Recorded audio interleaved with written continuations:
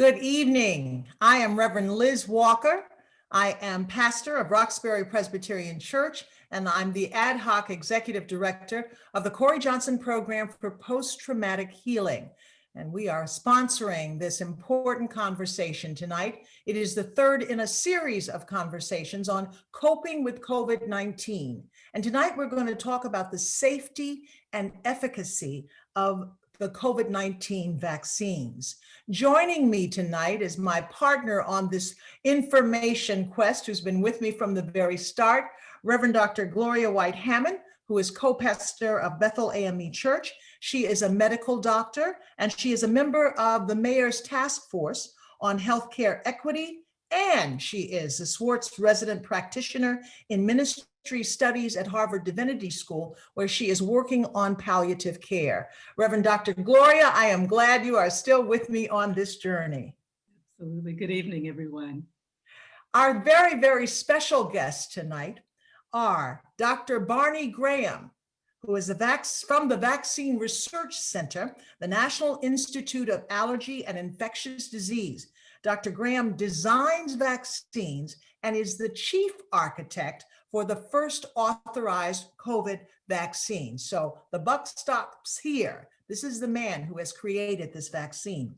Also joining us tonight, Dr. Simone Wiles, who is currently working as an infectious disease physician at South Shore Hospital in the Boston area. She's a member of the Governor's Working Group on Vaccine Distribution, clinical assistant professor of medicine at Tufts Medical Center, and chair of the Committee on Diversity with the Massachusetts Medical Society, which is the oldest and most prestigious medical society in the country.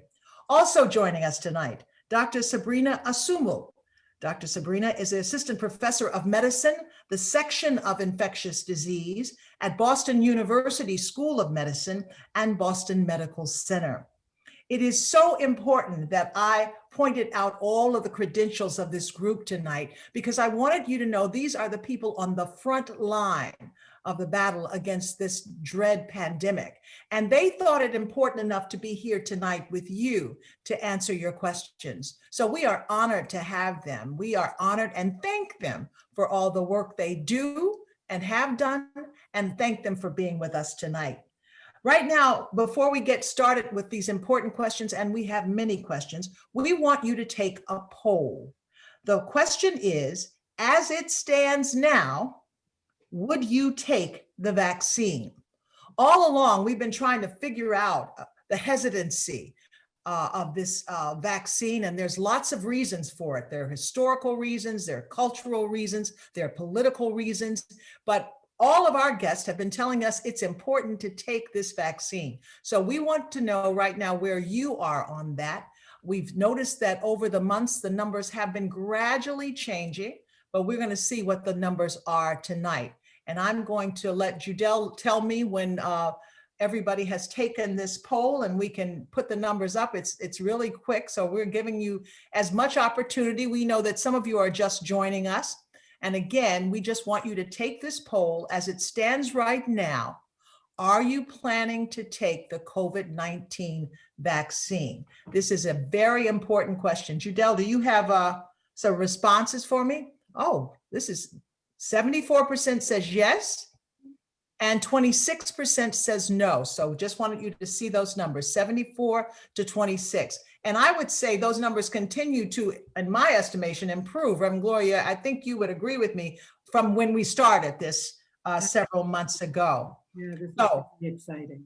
That's good news for us. We know we can't, tell you the demographics of who's with us, but we know you're out there, and we hope that that's a symbol of all the other numbers.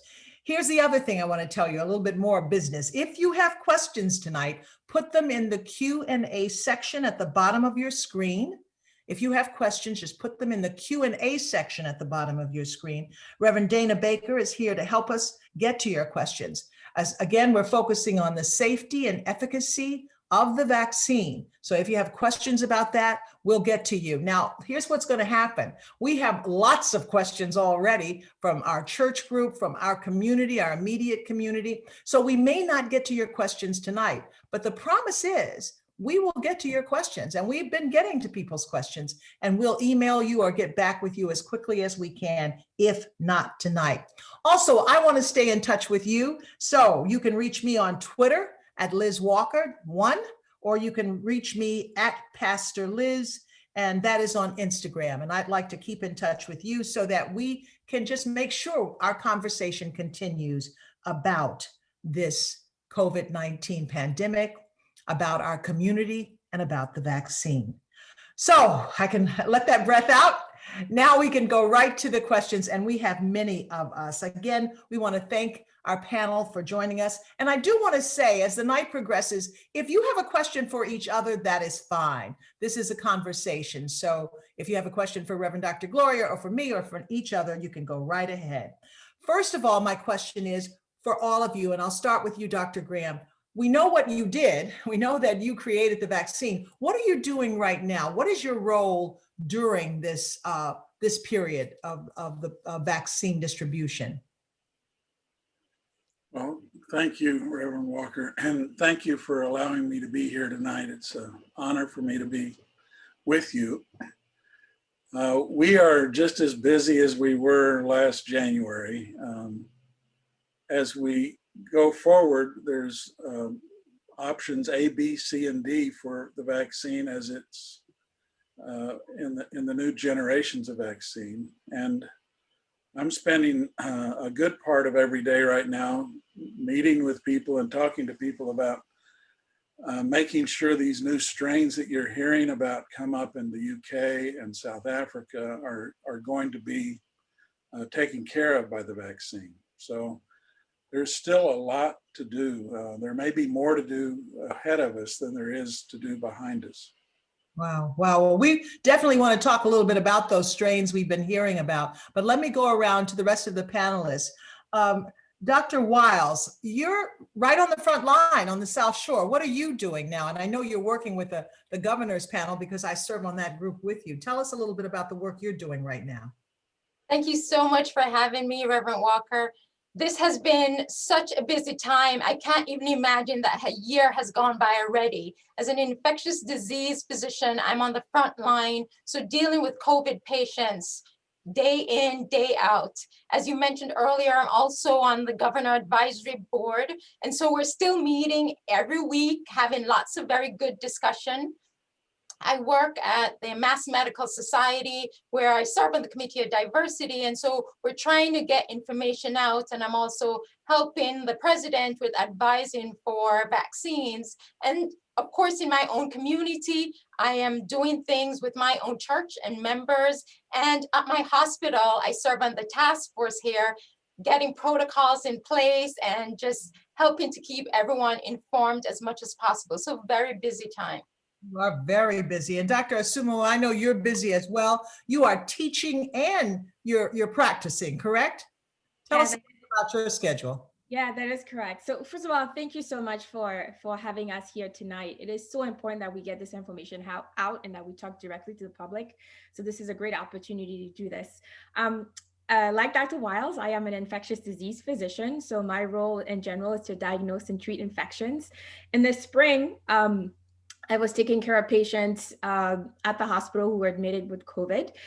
Currently, I'm doing more of an administrative role where I am helping the hospital develop protocols, and mainly the protocols of helping doctors determine what criteria should we use to admit patients to the hospital, and when is it that patients might be ready to be discharged in the hospital. And we're also looking at our data. We are at BMC, we're the largest safety net hospital in New England. And we want to learn about what happened in the spring. What did we do right? What can we learn from it? And how can we improve everything that we're doing to better take care of patients? Okay, so you guys are busy, and this is a constant kind of vigil and work on this. Reverend Dr. Gloria, do you want to follow up with the next question? Sure. So again, thanks to each of you for being here, and thanks to all of you, 194 of you who are on the call tonight. We're excited to have you here. My first question is for you, Dr. Graham. I want to ask you about the amount of time that was spent working on this vaccine. We know that it took over 100 years to produce the one of the vaccines. Let me just see if I could it took a long time to develop the typhoid vaccine, 47 years to develop the polio vaccine. But this one, 10 months. And now we have not one, not two, but at least 3 vaccines that are on the table. How did this happen so fast? Well, I think we're in the middle of a revolution or a transformation of the field of vaccinology.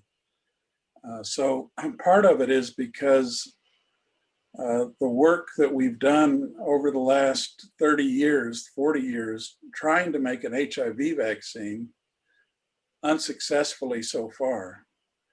The technology that's been generated by that effort has been put to use for other problems, and including emerging infectious diseases. And one of those types of technology is to understand the structure of proteins that are the molecules on the surface of a virus that allows it to get into cells and start an infection. We can now see the structure of those proteins in great detail, down to the angstrom level. It's called atomic level resolution of the proteins. And as you'll hear more about, there's new manufacturing technologies that allow you to make things more quickly. And so there's a longer story about how this particular vaccine was able to go fast, but a lot of it is based on the new technologies that we have, both for antigen design and for manufacturing and vaccine delivery. So wasn't it so you started from scratch 10 months ago? No, the basis for this vaccine really was started about 10 or 12 years ago.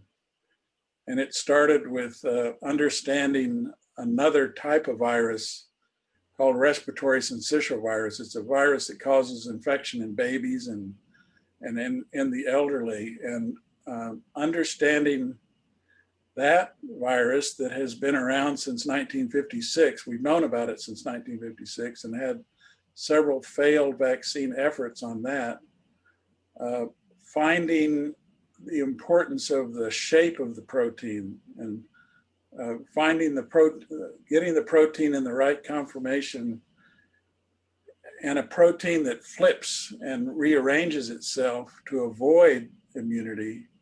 Finding that concept of stabilizing the protein in the right conformation is part of what transferred to the coronavirus program that has been going on for the last 7 years.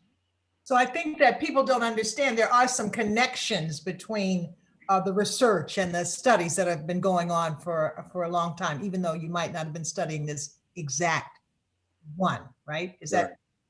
Well, and for the last 3 years, we've had an agreement, a research collaboration agreement with Moderna, the company that does mRNA, that we got to know during the 2016 Zika epidemic. And so for the last 3 years before this started, we had 2 projects for pandemic preparedness. One on paramyxoviruses, looking at a virus called Nipah that nobody's ever heard of probably, and another one on coronavirus using the prototypic virus, the MERS coronavirus. So we had already made the antigen designs for the MERS and the Nipah for those 2 virus families. We'd already made mRNA vaccines and tested them in animals and knew that they had worked. And we were actually starting the phase 1 trial of the Nipah product, of the Nipah virus, when this outbreak was announced. And so we decided to flip it to the coronavirus project and run the drill that we had been planning for the last 3 years. That's that's very helpful to know that this has been going on. So it wasn't an overnight thing. Dr. Assoumou and Dr. Wiles, you've both taken the vaccine yourselves. I understand, Dr. Assoumou, you took the Moderna, and Dr. Wiles, you took Pfizer. Could you kind of tell us about your experience after taking, because there's been a lot of talk on what happens when you take the vaccine. Dr. Assoumou, would you start? Yes. Well, I was After reading the studies and seeing the data that had been published, I was very excited that science had delivered, and that within, a year of identifying a virus, we were actually able to have a vaccine that was 95% effective. This was really astounding. I think a lot of us in the scientific community were very excited. And I can tell you, as soon as I got the email, I called Monday morning and I took the first appointment that was available, because I knew that, being an infectious disease physician who is taking care of patients who are infected with COVID, I am at high risk for getting this infection. And so I really was motivated to take this vaccine to protect myself, but also to protect my family and my community. In terms of the experience, mine has been very mild. I've had maybe a little bit of soreness in my arm, and then I felt very tired, but it's a little hard to know, is it just because I'm an infectious disease doctor and I have a toddler? So it's a little hard. So overall, it was a really great experience and a relief. I can tell you that you can talk to a lot of physicians. We're just relieved that we have something and an extra layer to protect us and to protect our community. Dr. Wiles? My experience has been very similar to hers. I was real excited to get my vaccine, front of the line, just like she was, because we've just dealt with so many cases, heard so many sad stories, very personal ones, family members. It's just really a very touching time. So like her, I reviewed the data because everyone wanted to know, greater than 90%, that was really something we were not anticipating based on the information we were thinking about before. I got the Pfizer vaccine and I did not have any discomfort, probably very mild, but I was able to go, again, exhausted, but working so many hours a day, hard to really tell, but it didn't cause me to skip a beat. I kept going and really very happy I got my vaccine. Okay. So that makes me ask this question. Now that you've got the vaccine, does this mean that you no longer have to wear a mask and nobody has to social distance? What are the implications of having this vaccine? Absolutely, you have to continue to do all the safety measures we've been talking about. Remember, it's only a small portion of individuals that have been vaccinated. So we have to protect others. So we continue to do all the things we've been talking about. That does not stop. We have a long way to go before we can get everyone vaccinated. And I forgot to mention, in a few days, I get my second dose. So I'll be over the moon being done with all my vaccines. So just keep going and getting ready for the next round, whatever that is. Okay. Dr. Assoumou, what about side effects? And I'll ask this of you and Dr. Graham. I mean, are there new side effects coming up, or are we experiencing new things that we didn't know were going to happen? What's happening with the side effects of this vaccine? Yeah, when you do the clinical trials, you give the vaccine to, the Pfizer had like 30,000, and then I think the Moderna had like 40,000 patients. And then when you roll it out, you're actually giving it to millions of people. So some of the side effects that we had seen in the clinical trials were, injection sites, pain, fevers, fatigue, joint pain. So those were some of the common symptoms, but we're on the lookout. And that's why, the clinical trials don't end at phase 3. There's a phase 4, we're actually monitoring everyone. And we suspect that there are going to be certain side effects that we had not seen in the clinical trials, that when you roll it out to more people, you can see them. But we're going to remain to be vigilant, because as we've shown, this vaccine is, very effective and has been shown to be very safe in a large number of people. Do you have anything to add to that, Dr. Graham? Because I have another question if that covers that. Well, there's different types of vaccines coming out. The mRNA vaccines are first. And then probably the next wave will be the adenovirus vaccines. And then after that, the protein-based vaccines. And each one is going to have its own different type of safety profile.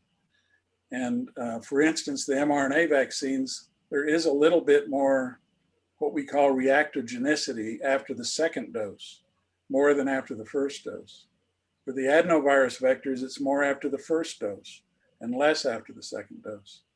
Each one is working in a slightly different way. And so I would base my decision on whether I think it's safe enough for me and my family to take on what the FDA ends up saying, because they are under a microscope. The FDA is under a microscope. And so they've got these vaccines under microscopes, and they are making very careful, sound decisions, and I would follow their guidance. This prompts a couple of questions for me. One is, you use that word reactogenicity. What is that? So reactogenicity just encompasses a lot of different types of things that happen after a vaccination, especially one that you get in your arm. So there's local reactogenicity. That would mean pain, redness, soreness, things like that. Okay. And there's systemic reactogenicity. That would include things like a fever, or maybe muscle aches, or feeling malaise, the term you heard, meaning you just don't feel very good, or you're tired. Most of those things are happening about 16 hours or so after the second injection, and then they're gone within about a day. So it is really a sign that your immune system notices something. And it is a response to the vaccine that we would expect to happen. And so you have to judge whether it's well tolerated enough to give to millions of people or not. And in this case, the FDA's determined that they think it's well tolerated enough to give to millions of people. So the usual side effects that we've heard about. It's the usual type of side effects you've heard about, Great. that many people experience with the flu vaccine. Yeah, absolutely. Well, that's helpful to know. It sounded like a big, scary word, but it's what we've expected. Before. So I have a question now, because you've referenced now a number of different vaccines. And so, I mean, are we going to be able to shop around and get the one that we want? Initially, one of the things that is also different about this process of trying to make a vaccine available within a year to try to hopefully get in and attenuate this winter season that we're going to have with the coronavirus is that the reason it usually takes decades to develop a vaccine is everything's done in sequence instead of all together in parallel. So we've compressed a lot of timelines, and usually companies have 5 or 10 years to figure out how to make the final product and get it just right for storage conditions and all sorts of other things. And so it even involves the scale up of manufacturing from a few thousand doses to millions and millions of doses. And so that work has been happening since January at risk, not knowing if the vaccines would work. But there's still going to be a shortage of vaccines in terms of the whole population. And so it's likely that we'll have to use more than one vaccine, and even more than one vaccine type, to have everybody immunized, especially around the world. I mean, we're not going to be safe from respiratory viruses until everyone in the world has some level of immunity. I promised the doctors that I would not ask any political questions, and I have one, but I think it's important. So here's the question, and this really is to you, Dr. Graham, but to all of you. Why do you trust that the common good is being served by pharmaceutical firms that we already know overcharge and have historically overcharged for necessary drugs like insulin? I mean, I think that's the public perception. So all of a sudden, you talked about Moderna, Dr. Graham, and you have a relationship with that, but sometimes the public has a different perception of these companies. So what can you tell us to make us feel better about your trust? Well, maybe the best way to express it is that my African-American daughter, lives in Los Angeles, is an architect. She enrolled in one of the vaccine trials. And so, this is somebody I really care about. She trusted her daddy, and I trusted the vaccine enough that I thought it was safe enough for her to test an experimental vaccine. And so there are scientists and public health officials doing this alongside the companies. So the companies, of course, are going to be conflicted with profit margin, motives and other things, but there are a lot of scientists and public health officials and physicians and clinical trialists and a lot of people doing this work. It's not just the companies, and they're doing it in an accelerated way so that we can not have so many infections occurring among us and not have so much hospitalization and death. So it's not just the companies doing this. Okay, fair enough. Reverend Gloria, did you want to follow up with another? Because I have Reverend Dana, I think, has a question. Dana, can you come on with your question? It might have something to do with what we're talking about now. Reverend Dana? Yeah, so there was a question that was asked by a couple of people that were on the call tonight about a video that's circulating regarding a nurse in Tennessee that said she got Bell's palsy or something like that after the vaccine. And, you know, they were just asking, is that true? And I think the bigger question then would become, you know, how do you, when you hear these stories, how do you know to test whether it's misinformation, or are there ways that you can sort of find out about those kinds of anecdotal things that we hear?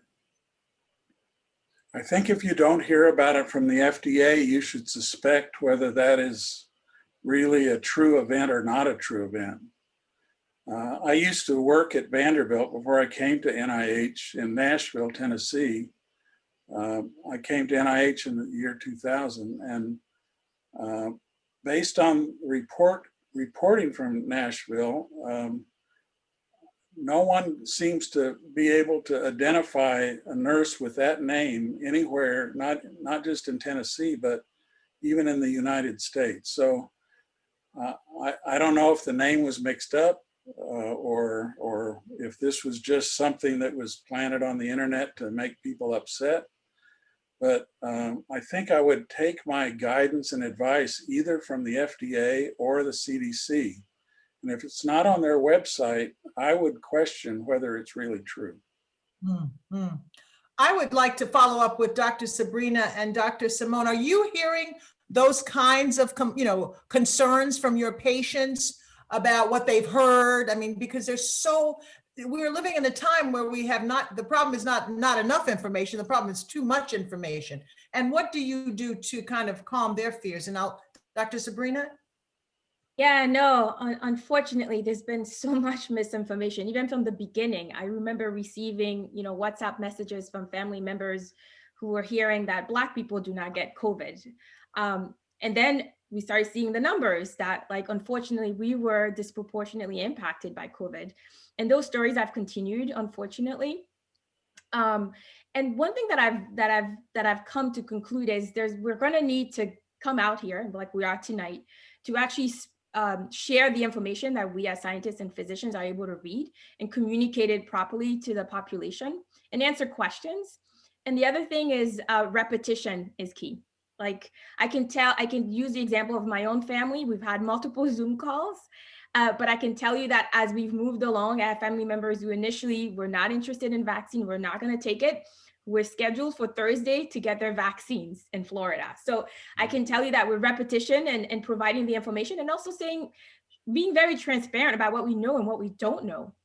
This vaccine is new. We don't have 10 years of information about how it's going to do long term, but what we do know is, you know, within the time frame that we know, we usually use to determine whether or not vaccines are safe. You know, if you're going to have a true reaction, usually within, you know, a month and less than 2 months, you should have like those side effects should come and be visible. So with the data that we have, we can make educated decision and communicate that so that people will start feeling reassured, and also underline the importance that like we all have a job to play in this. And if we would like to go back to a normal life, we're all going to have to contribute and get vaccinated. Mm-hmm. Dr. Simone? I just want to add that one of the things that really drives me is, you know, just seeing the number of cases of deaths, especially in the African-American community. And on the flip side, all the misinformation that's out there. We really, as Sabrina said, really have to be very transparent with them, give them as much information and really work with them. You know, sometimes it's really difficult to break down some of the barriers, but if we spend a little extra time explaining something to them, it really makes a difference and will change a no to a yes. So it's really important to spend time. And unfortunately, the way things are right now, it's really very difficult to do that. But I think even if we take 5 minutes, it makes a difference. We want to be able to get back to whatever the new normal is. So it's important that we do the work now. And, you know, I believe in the science. And one thing that's even more important now is that we have to really stay on top of the data. It's constantly changing. And so every time something comes out, we have to do research because you hear about so many side effects. Some of them, of course, no truth to it, but you have to be informed so you can address the questions and concerns that your patients and family members have. Okay. Yeah, I appreciate your responding to that because it really is important for people to feel like they can ask their questions. There's no question that's too dumb.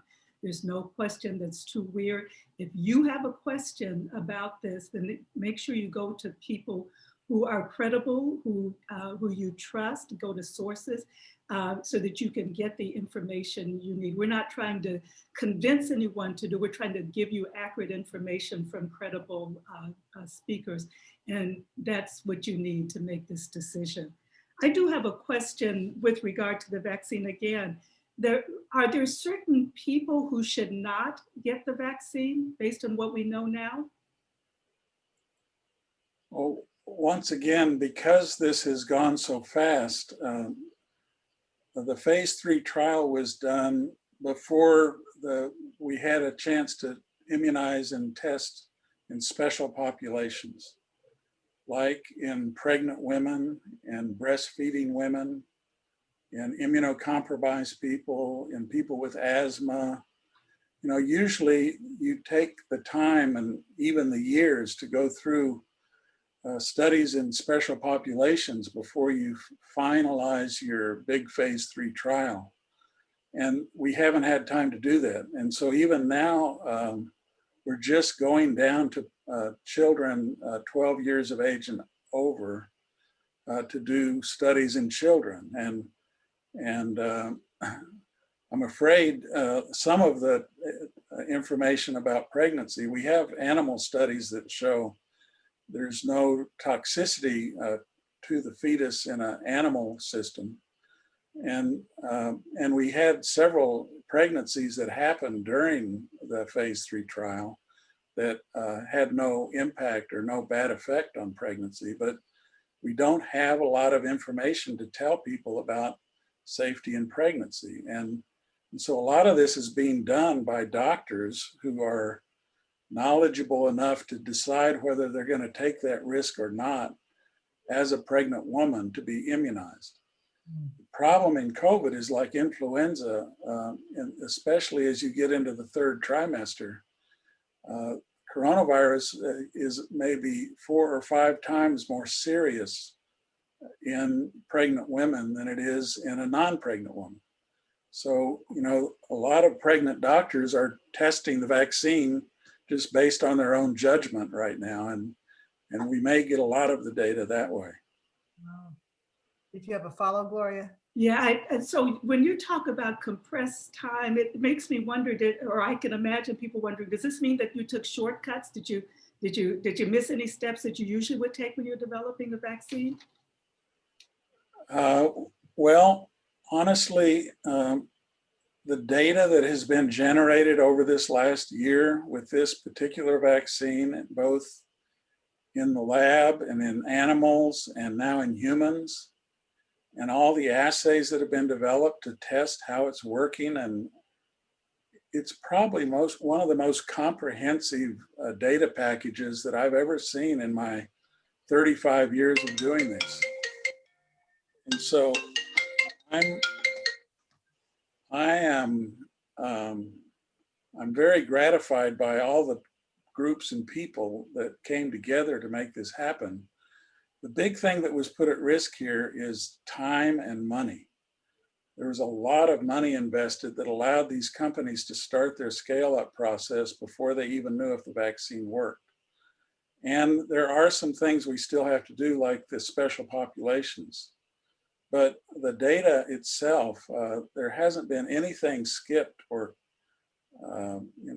sidestepped for evaluation of safety or evaluation of efficacy. These were very large studies of 30 to 40,000 people each, that were randomized and controlled, against a placebo. And the data are very striking that, there's about 95% efficacy against symptomatic coronavirus disease, and so far, 100% efficacy against severe disease. So if you're talking about people with low oxygen levels or having to go to the hospital, right now the count is 100%, even for some of the other vaccines like the adenovirus vectors that are just coming along. The people who've been vaccinated have not had a severe disease.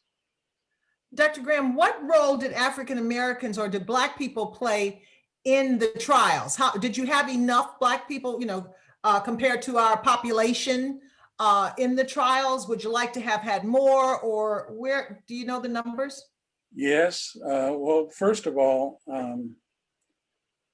Dr. Kizmikia Corbett is a fellow in my laboratory at NIH, and she's probably become more famous than I am over these last few months because she's just been in the middle of this, and she's very good in front of the camera. And so Dr. Corbett has been involved in this from the very beginning. It was her small group in my lab that did a lot of the work on the MERS coronavirus working up to this point, and her small group that did a lot of the work, especially during those first 6 or 8 weeks of making the protein, testing the protein, developing new assays, starting animal experiments. And so Dr. Corbett is an African-American woman and has been very involved and is now very well known for her role in this. So for one thing, African-Americans have helped make this vaccine. African-Americans have tested this vaccine in the Moderna trial that I know the best. 10.2% of the trial participants were African-American. And so about 20% were Latinx and 4% Asian and 3% other ethnic and racial groups. But that is not enough. It's not what we had hoped for. The demographic of the population is at least 13 or 14%. And so, but the severity of disease would be more like 30%. So I wanted there to be 30% African Americans, and we didn't make it, but it was a respectable number of African Americans. And I don't know if people noticed this, but recruitment of white people, enrollment of white people stopped near the end of the trial, about 2 to 3 months before the trial finished, because we were not willing to allow the trial to be finished without a good representation of minority populations. So the end part of the trial was entirely enrolling people of color to get up to those numbers. That is good to know. And believe me, Doctor, we know who Dr. Corbett is. We take, as you know, we take our heroes very seriously. And Yeah. As a matter of fact, I think that your ego is to the point that you can take this. She recommended you. So she told me that you were her boss and you were the bomb. So I did try to get her. But That's happening a lot these days. She is more sought after than I am. So I'm taking the positions that she didn't have time for. well, we certainly have benefited from your presence here. And I mean to cast no aspersion on who you are and your credibility. What happens if people don't take the vaccine? I mean, this is our concern in our community, as you know better than I. And so people say, well, I'm just going to wait and see what happens, or herd immunity. I know, Dr. Graham, you've done a lot of study on that, and you have a lot of information, and you brought some slides. Could you explain to us, first of all, what happens if we don't take the vaccine? And then could you explain herd immunity? Well, do you mind if I ask our clinicians on the panel to answer that before I get into those slides? Because I just like to hear them say what happens if your patients don't take this vaccine. Please. Yeah, no, a lot of the questions that I get from either patients, family is, when are we going to get back to the new normal? And a big part of getting back to the new normal is making sure that enough people are vaccinated so that, we don't have to use the measures that we currently have to use. So unfortunately, if not enough people get vaccinated, it will take us, number one, longer to get to herd immunity. And right now with the calculations, herd immunity, we're thinking about, so herd immunity just means, do we have enough people in the population who are vaccinated so that, we can protect everyone and protect those who are not vaccinated. Some of the estimates right now say that, we probably need between, 60 to 70% of people to get vaccinated so that we can get to herd immunity. So unfortunately, if we don't get there, or it takes too long for us to get there, a lot of people are going to die, right? Because if you look at the numbers, some of the striking things that have been going on is, for the past couple of weeks, we've had a 9/11 like every day. A lot of, these numbers are family members, daughters, sisters, fathers. So this is why I underlined before that, we all have a job to play in this so that we can all get back to normal. Dr. Wiles, do you have anything you want to add to that? I think Sabrina said it well. I mean, we're all trying to get back to new normal, and the best way we can do it is by all getting vaccinated. But as we all know, in our communities, there's a lot of hesitancy. There's a lot of work that needs to be done to explain what has happened in the past and how we move forward. So we understand the history, now we need to move forward. And what's the best way we can do it? Vaccinations are going to be the key in helping us to get there. So I think Dr. Graham will really help us with herd immunity. And I know herd immunity, the number keeps changing, but I think it's really to get more people vaccinated so we can get back to normal.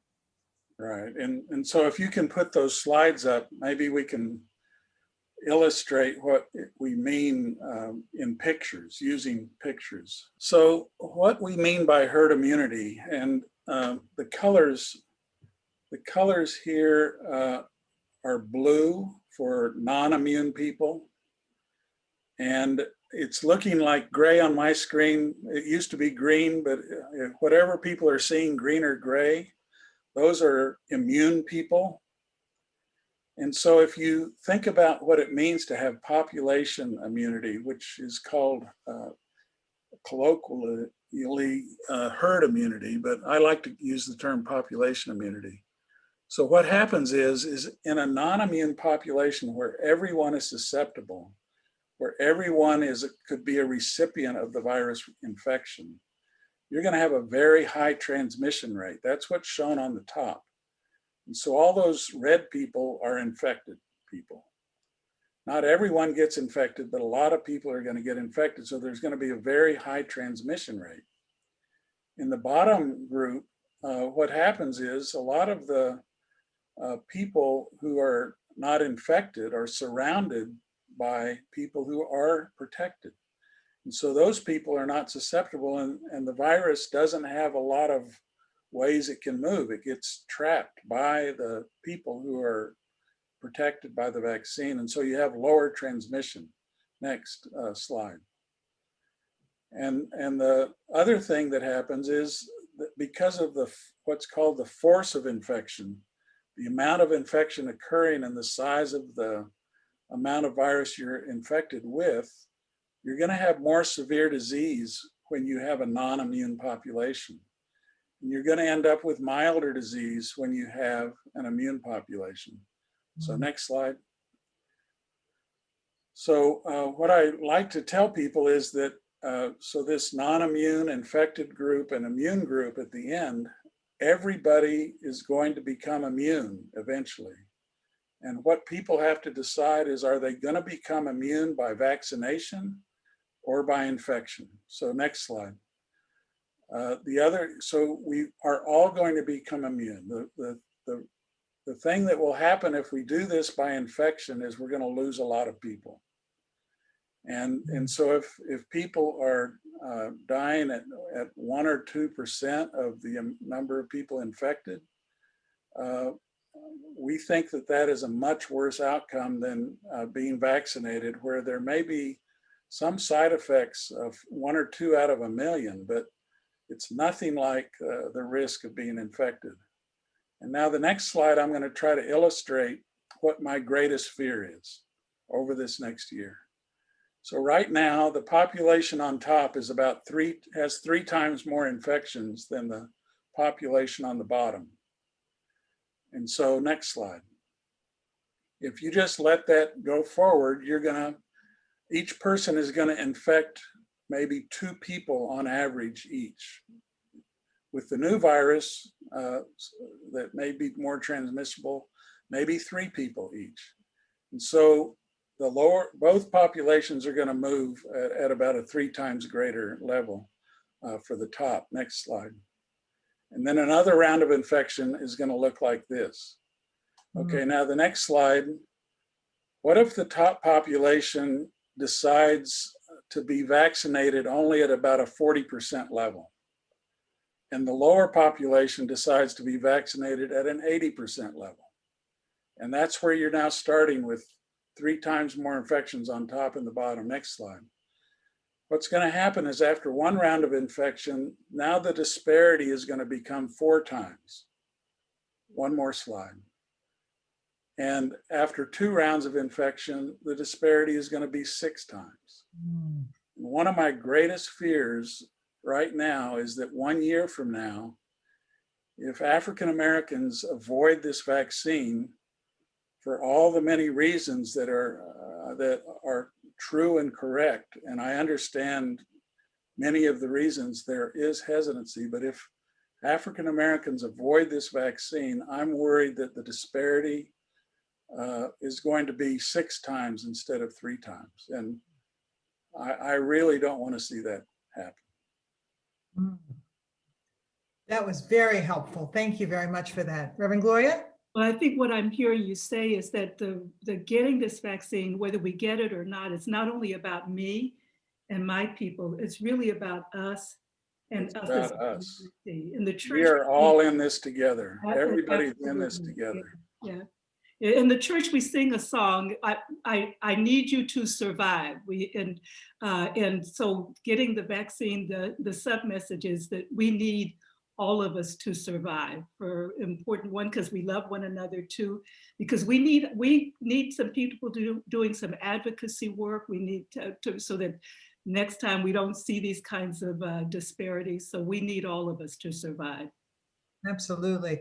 There's been a lot of talk, and I hesitated to even bring this up because it was so confusing to me, about the doses, that not 2 doses, but 1 dose. First of all, can somebody, any one of you, and with I'm asking everyone on the panel, what can you tell me about this, and where are we with this, whether we're going to give 2 doses of Moderna or 1? I'm very confused.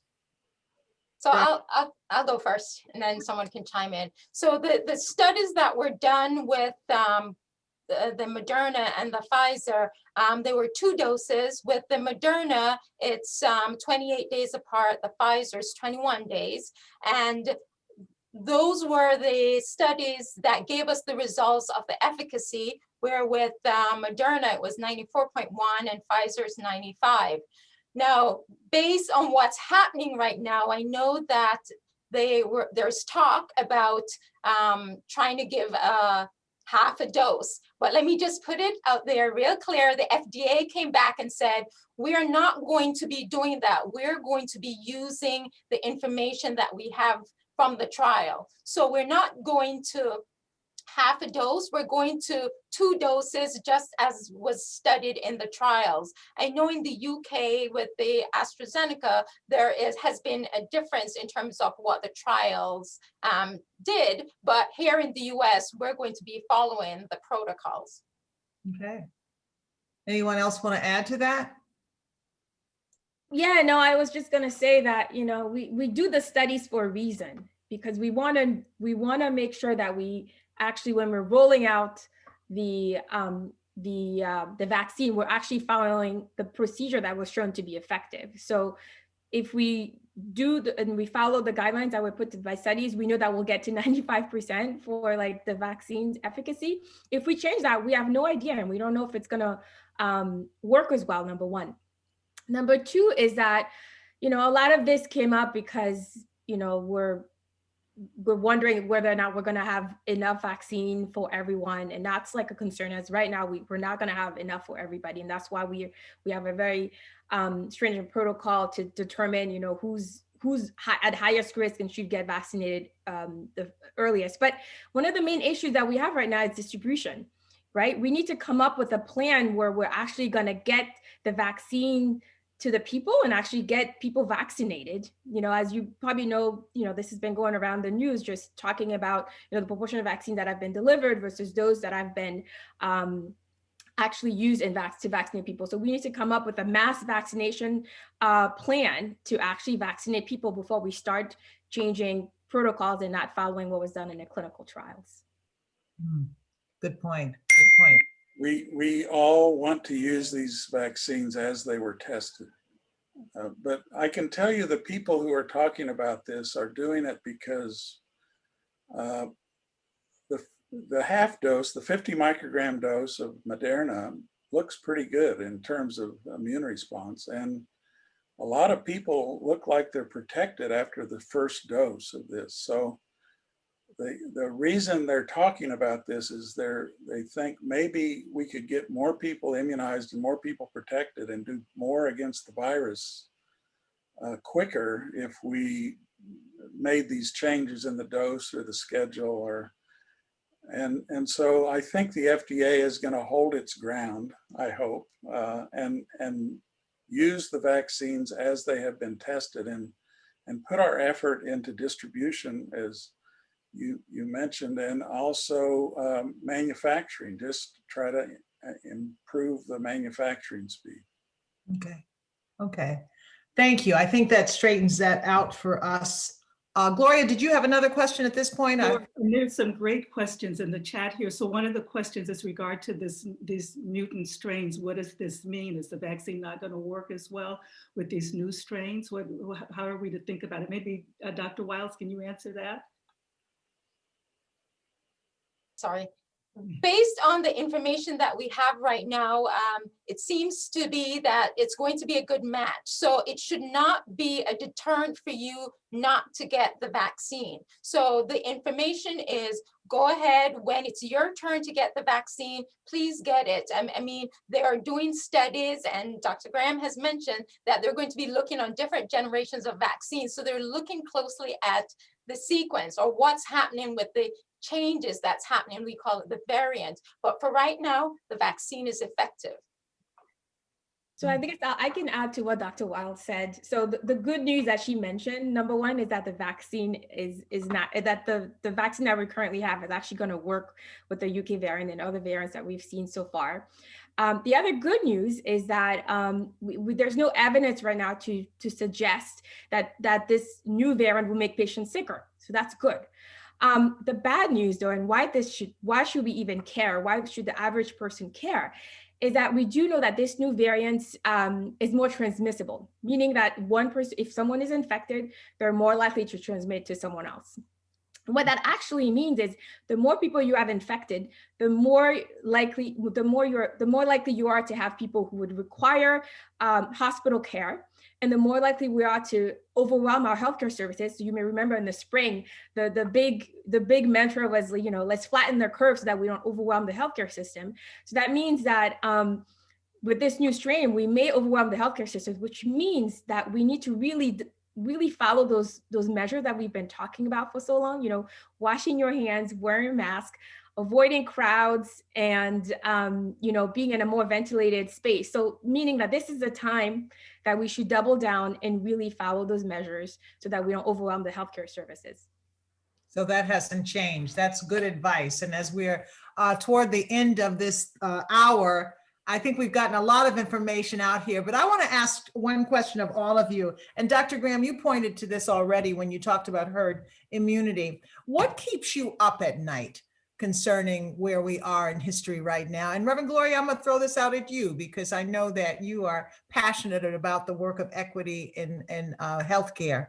So what keeps you up at night, Dr. Wiles, right now? The thing that really keeps me up at night is all the individuals, especially those of my own color, who have not been really interested in getting the vaccine, and the devastating impact that this virus has had on my community. How can I really help them to understand the importance of what's going on?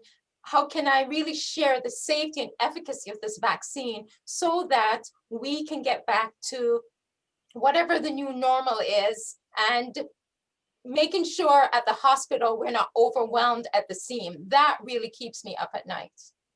Dr. Assoumou? Yeah, no, I share the same sentiment as Dr. Wiles. You know, this virus has been so devastating for people who look like me. And I feel very fortunate that as a physician, I actually have the knowledge to be able to read the information, but I feel now that it is my duty to make sure that I'm out there conveying this information. But what keeps me up at night is that, you know, that I'm not going to do I'm not going to do a good enough job, that not enough people are going to feel confident enough to take this vaccine. And which means that more people are going to die, when I know that we have a vaccine that's safe and effective, that I myself feel very confident taking. I've taken the vaccine. I'm recommending it to all my family members, and I can't wait until we have data for kids so that I can vaccinate my own children. So that's what keeps me up at night, that unfortunately our community is going to miss out, and a lot of people are going to die because of the mistrust that has been, you know, that has been there for so long.